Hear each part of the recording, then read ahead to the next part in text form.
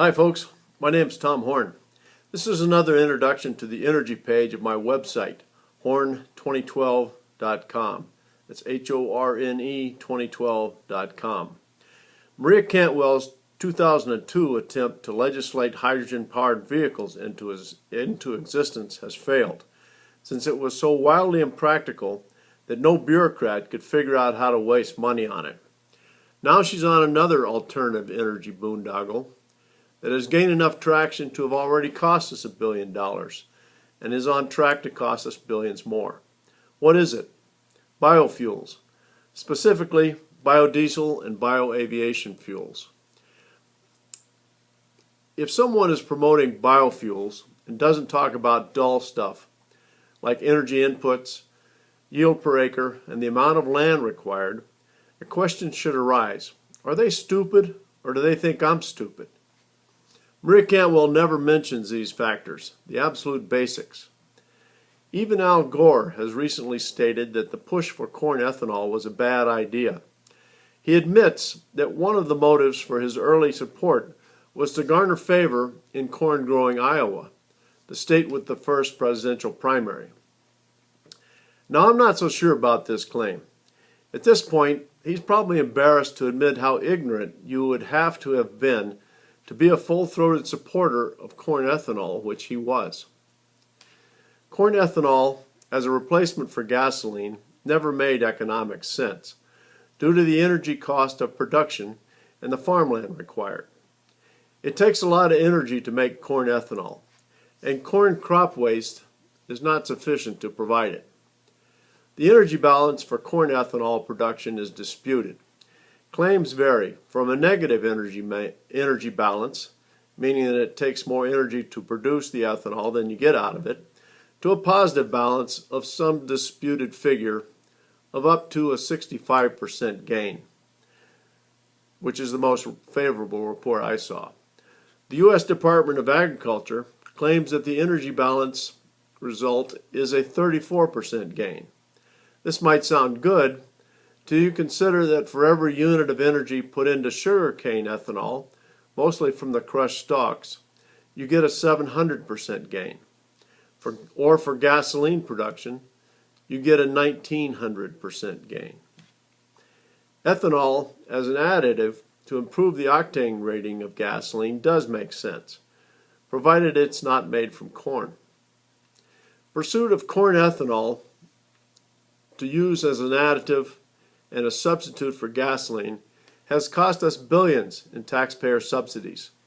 The unintended consequence has been an increase in world food costs due to the run-up in the price of corn, which has tripled from 2005 to 2011.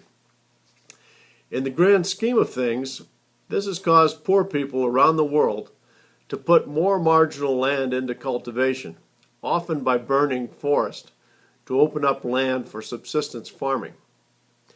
Corn ethanol is out of favor for now. The federal subsidy of 45 cents per gallon has been eliminated. The tariff on imported ethanol of 54 cents per gallon is also gone. And many environmentalists have started calling corn ethanol dirty ethanol due to the previously mentioned unintended consequences. But don't worry, there's a new biofuel boondoggle underway and picking up steam. Biodiesel and bioaviation fuel made from oil crops. Maria Cantwell is a strong supporter of legislating this stuff into existence. These fuels are very similar and are made from the same feedstock, so I will call them both biodiesel. The selling point for all biofuels is that they are renewable, carbon neutral, and that they will hold down the price of fossil fuel by competing with fossil fuel. If you do it right, which we don't, they can be renewable and carbon neutral.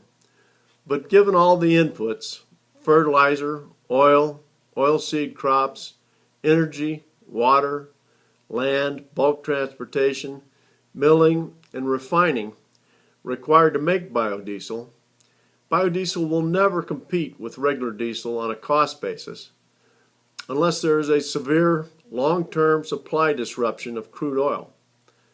First of all, what's the energy balance for biodiesel? Again, the claims run the gamut of negative balance up to about a positive 4, meaning for every 1 unit of energy you put into production, you get 4 out. I'll be very charitable and use an energy balance of 4. The energy balance for regular diesel is 11. For biodiesel, you must also figure in the water and farmland used. So for a real comparison, if you need 100 gallons of pure biodiesel, your inputs will be at least 25 gallons worth of energy, 90,000 gallons of water, and up to 2 acres of farmland.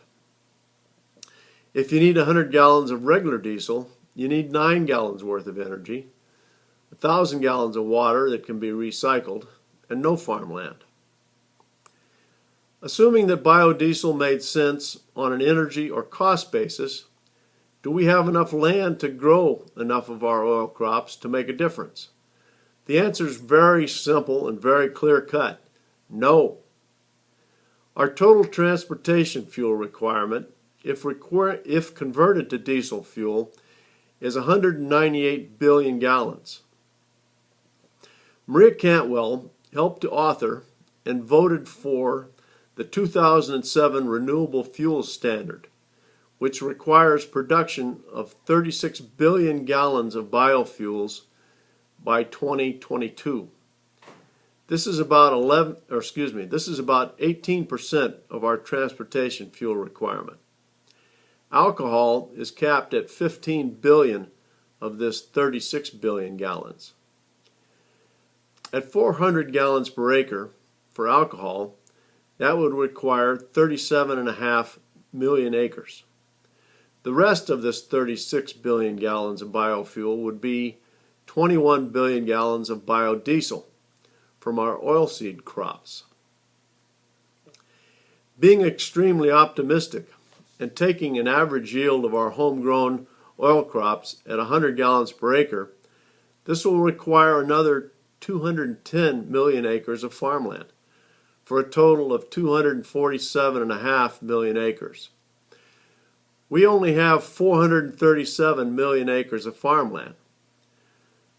So to meet the requirement of this 2007 law, to produce only 18% of our transportation fuel as biofuels, we'll need 56% of our farmland. Now, what does Maria Cantwell think we're going to eat? Keeping in mind that we were borrowing $4 billion per day, Maria Cantwell supports legislation giving $1 per gallon tax credit for the production of biodiesel.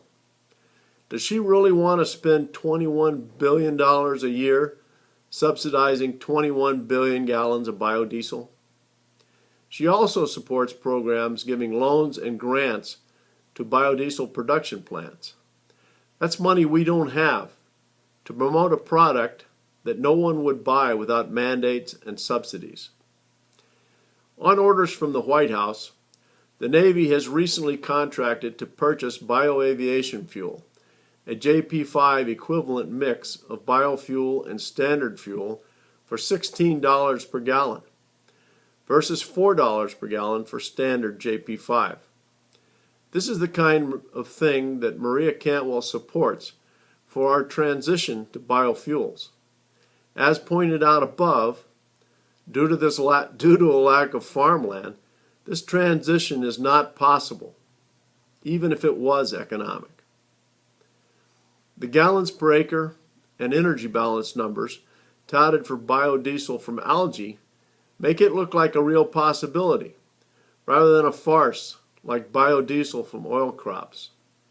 But money that could be used to see if algae is a real possibility is being wasted on the pipe dream of biodiesel from oilseed crops. This biofuel boondoggle points out again that Maria Cantwell does not understand the scale of our energy usage. On energy, she does not do her homework, basic math. She wants to write our laws without a grasp of the basics of what she wants to control. There's not an endless supply of tax dollars, and Maria is helping flush them down the drain with one poorly researched green idea after another. If you'd like to take a closer look at the facts and figures to produce this video script, see the energy page and the energy spreadsheet page of my website, horne2012.com. That's HORNE 2012.com.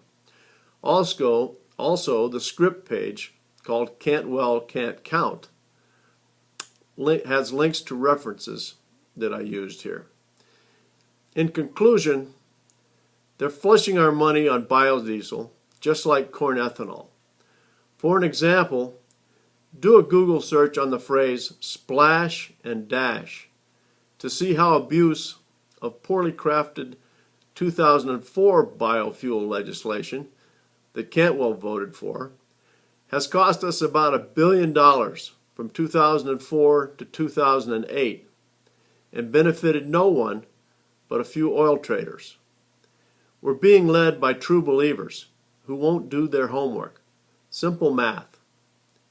It's May 3rd, and so far this year, the Senate has been in session for 52 days. Cantwell has had plenty of time to do her homework. As always, these videos are brought to you by Jackknife, the new, hopefully indispensable tool for firefighters. See it on my website at jakeknife.us. That's JAKEKNIFE.us. Thank you.